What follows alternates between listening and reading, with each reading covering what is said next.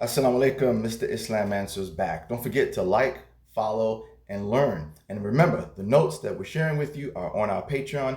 Join the Patreon today. It helps support my dawah, and in return, you get to use these exclusive notes for yourself, your own personal study, or if you want to debate or use them for dialogues and discussions, they can help you in that manner. All right, now let's get started. I promised you guys that I would show you next how not only did the Bible fail the Quranic test, but the Bible also fails its own method and test. That's right. Let's take a look at it.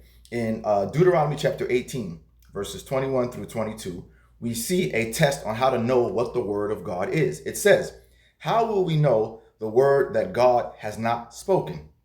The answer is, if a prophet, or really anyone who says something that will take place in the name of God, if that thing does not happen or come to pass, you shall know that that person or that prophet has spoken arrogantly or falsely, and you shall not be afraid of them. So very clear. One way to determine if something is the word of God is if something is spoken in the name of God and that thing does not happen or come to pass. That's how you know that that thing is a failure.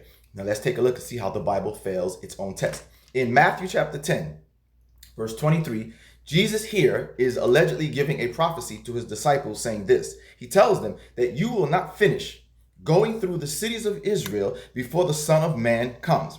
In other words, they won't have a chance to go through all the cities of Israel and Jesus will return for his second coming. And yes, Christians, it is talking about his second coming. All you have to do is look at verse 21. He talks about all these different events that will take place. And among them is this, that brothers will betray brothers to death. Fathers, their own children to death. Children will rebel against their own parents and put them to death, all because of the gospel and all these different things. Of course, that has not taken place at all, right? And the disciples went beyond Israel and he never came back in his second coming. This is not talking about his return after the crucifixion.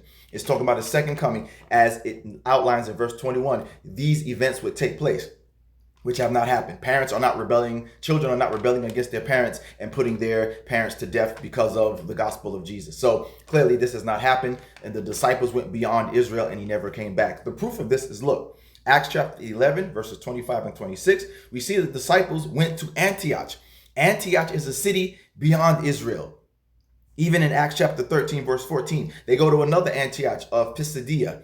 He never came back. As you see on the map, these Antiochs are outside of Israel. So they went beyond Israel and Jesus never came back. But he told them, you won't be able to go through the cities of Israel and he would return. He never came back. It's a false prophecy. The Bible fails its own test. If you like my work, get your brother a coffee. I appreciate it. Assalamu alaikum. And remember, Islam is the truth.